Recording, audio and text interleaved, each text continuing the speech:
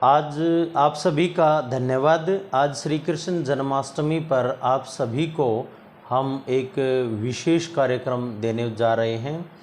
यह कार्यक्रम भी मानव विकास से संबंधित है, यानी मानव के सर्वांगीण विकास से संबंधित है। जो सीरीज हमने चला रखी है मानव के सर्वांगीण विकास की, तो उसमें से ही कुछ पहलू हम श्री कृष्ण जी के जीवन चरित्र से निकाल करके आपको लाएंगे।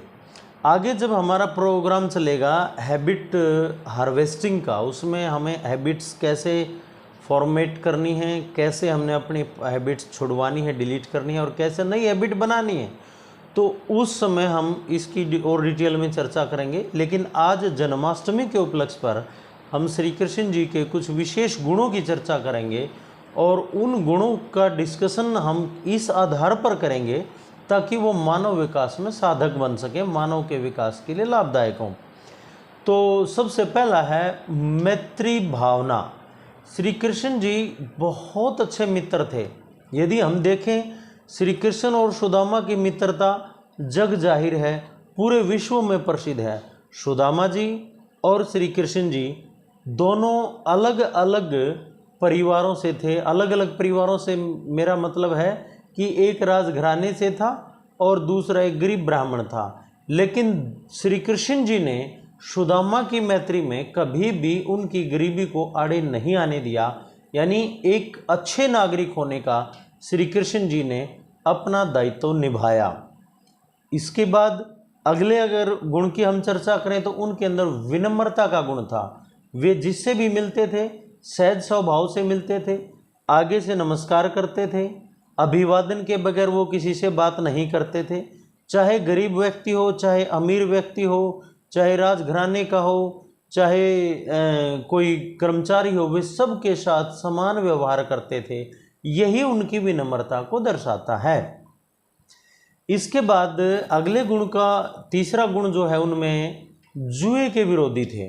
वे जैसे दूत क्रीड़ा हुई और महाराजा युधिष्ठिर अपना सारा साम्राज्य दूत में हार गए थे, तो जब वो वनवास कर रहे थे तो वन में श्री कृष्ण जी उनसे मिलने जाते हैं। तो श्री कृष्ण जी कहते हैं कि यदि आप दूत के निमंत्रण से पहले एक बार मुझसे मिलते या मैं आपसे मिलता तो मैं आपको दूत खेलने की, जुआ खेलने की कभी भी अनुमति नहीं देता। वे दूत के, जुए के बहुत ही कट्टर विरोधी थे। यानी वे कहते थे कि जुआ व्यक्ति की बुद्धि को हर लेता है, व्यक्ति के साम्राज्य को नष्ट कर देता है, व्यक्ति का सर्वस्व नष्ट हो जाता है।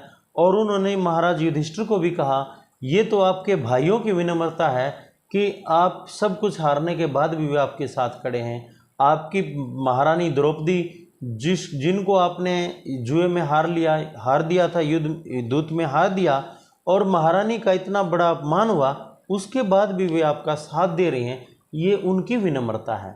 तो श्री कृष्ण जी दूत के, जुए के विरोधी थे। इसके बाद अगले गुण की यदि हम डिस्कस करें तो वे मदिरा के विरोधी थे। श्री कृष्ण जी मदिरा नहीं पीते थे और न ही वे मदिरा पीने वालों का समर्थन करते थे, न ही मदिरा पीने वालों का सहयोग करते थे। उनका मानना था कि मदिरा हमारे तन और मन दोनों को नष्ट करती है। इसके बाद यदि हम अगले गुण की चर्चा करें तो सदाचार की प्रतिमा थे।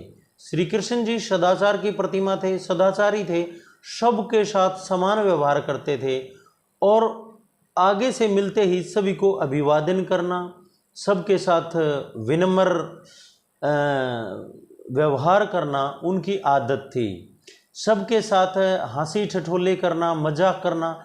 यदि हम नंदगांव की कहानी देखें तो वे गोपियों के साथ मजाक करते थे, उनका माखन खा लेते थे। ये उनके सदाचार में आता है। मजाक करना कि और खाने पीने की चीज़ों को चुरा लेना कोई विरोधी बात नहीं है, बल्कि ये एक हमारे सदाचार का गुण है। ये हमारी खुशी को दिखाता है, हमारे खुश होने की प्रवृत्ति को दिखाता है। वे धर्म और न्याय के पक्षधर थे, धर्मपरायण थे। वे धर्मपरायण थे, इसीलिए तो उन्होंने युद्ध में महाराज युधिष्ठिर का साथ दिया। उन्होंने महाराज युधिष्ठिर का साथ इसलिए नहीं दिया कि वे उनकी बुआ के लड़के हैं, बल्कि इसलिए दिया कि वे धर्म के पक्ष में हैं, धर्म महाराज युधिष्ठिर के पक्ष में है, क्योंकि वे अधर्म का साथ दे करके अपने आप को अधर्मी सिद्ध नहीं करना चाहते थे।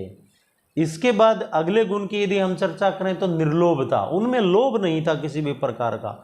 इसके हम दो उदाहरण देख सकते हैं। जब उन्होंने मथुरा में महाराज कंस को मार दिया था, तो उसके बाद उन्हें लेश मात्र भी लालच नहीं था कि वे मथुरा के राज्य पर राज करें, उन्हें राज्य करने का लोभ नहीं था। जब दूसरी बार जब वे जरासंध को मारने के लिए कृष्ण और इस भीम और अर्जुन के साथ मगध नरेश पहुँचे थे, और भीमसेन ने जब जरासंध का वध कर दिया था, तो वहाँ पर जो 100 से ज़्यादा राजा बंदी थे उन सब को छुड़वा दिया, सब को सब का राज्य दिलवा दिया, और उन्हें मगध जैसे विशाल राज्य का भी लेश मात्र भी लालच नहीं किया। इसके अलावा जब हम इंद्रप्रस्थ में महाराज युधिष्ठिर का राज्याभिषेक देख रहे थे, तो उस टाइम उन्होंने शिशुपाल का वध किया था, और शिशुपाल के वध के बाद उनके बेटे को वहाँ का राजा बना दिया था। श्री कृष्ण को किसी भी प्रकार का लोभ नहीं था। इसके बाद अगले गुण की हम चर्चा करें तो वो ईश्वर उपासक थे, ईश्वर के उस परमपिता परमात्मा की पूजा करते थे, उस परमपिता परमात्मा का ध्यान करते थे, उस परमपिता परमात्मा के ध्यान में ही वे अपने आप को लगाए रहते थे। यानी ईश्वर उपासक ही एक सकारात्मक सोच का व्यक्ति हो सकता है। जो आस्तिक है वही सकारात्मक है, नास्तिक व्यक्ति सकारात्मक नहीं हो पाता, वो नकारात्मकता की तरफ बढ़ जाता। तो इसलिए हमें यदि सकारात्मक सोच करनी है, पॉजिटिव थिंकिंग अपनी बढ़ानी है, तो हमें आस्तिक होना चाहिए, ईश्वर उपासक होना चाहिए। इसके बाद अगले गुण की हम चर्चा करें तो वे महिला सशक्तिकरण के पक्षधर थे। श्री कृष्ण जी महिलाओं के समान अधिकारों का जिक्र करते थे, महिलाओं की सुरक्षा, महिलाओं के मान सम्मान में वे किसी भी चूक को नहीं चाहते थे। जब द्रौपदी का चीरहरण हो रहा था, तो तब श्री कृष्ण ने उनकी जो मदद की, वह मदद उनके इसी वाक्य को दर्शाती कि वह महिला सशक्तिकरण के पक्षधर थे। इसके बाद अगले गुण की हम अगला गुण उनका देखें तो वे शांति के पक्षधर थे।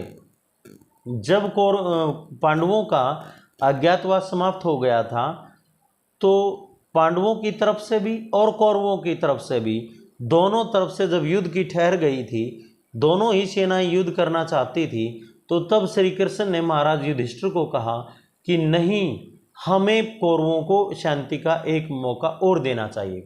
तब कभी भीमसेन खड़े होते हैं, कभी नकुल सहदेव खड़े होते हैं, और वे अपनी पुरानी बातें, पुरानी प्रतिज्ञाओं की याद दिलाते हैं।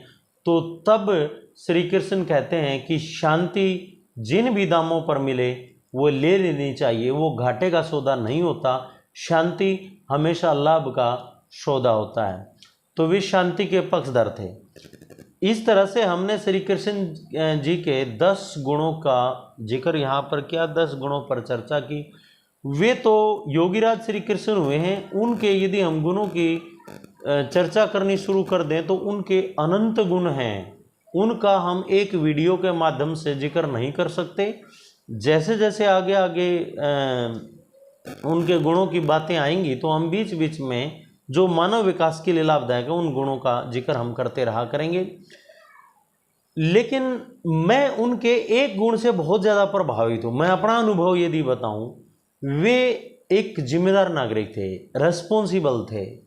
उन्हें जो जिम्मेदारी वो ले लेते थे उसको पूरा करके ही वो दम लेते थे। मैं उनके इस गुण से प्रभावित हूँ। दूसरा, मैं उनके इस गुण से भी प्रभावित हूँ कि वो हमेशा हंसमुख रहते थे। कैसी भी परिस्थिति आ जाए वे कभी निराश नहीं हुए, कितने भी बुरे से बुरा समय आ गया वे कभी उदास नहीं हुए। आज का मानव छोटे छोटे नुकसान को लेकर, व्यापार में छोटे छोटे घाटों को लेकर परेशान रहता है, उदास रहता है। उसे अपनी इस उदासी से उबरना चाहिए। श्री कृष्ण जी के जीवन से अगर मैं आपको कोई उपहार दे सकता हूं तो मेरी तरफ से ये उपहार है कि आप अगले 1 साल भर के लिए हंसमुख रहिए और अपनी इस प्रतिक्रिया को अपने जीवन में धारण करके देखिए और मुझे अब बताइए कि जब आप हमेशा हंसमुख रहते हैं तो आपके जीवन पर उसका क्या प्रभाव पड़ा। आप हमें लिख करके बता सकते हैं, आप हमें फ़ोन कॉल के माध्यम से बता सकते हैं, कमेंट के माध्यम से बता सकते हैं। वीडियो को लाइक शेयर करें और चैनल को सब्सक्राइब करें। आप सभी का बहुत बहुत धन्यवाद।